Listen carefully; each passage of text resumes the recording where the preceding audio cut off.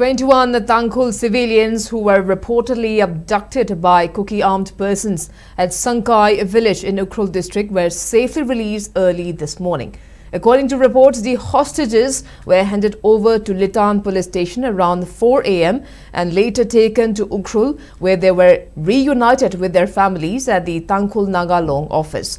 The hostages, which include students, patients suffering from kidney and diabetes, a teacher, a pastor, and the members of village authorities, were abducted while traveling in a passenger winger from Ukhrul to Imphal.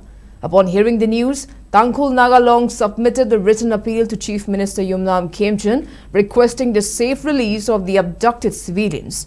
The Chief Minister subsequently appealed to the individuals holding the hostages to release them unconditionally on humanitarian grounds, assuring that necessary legal action will be taken against those involved in the abduction.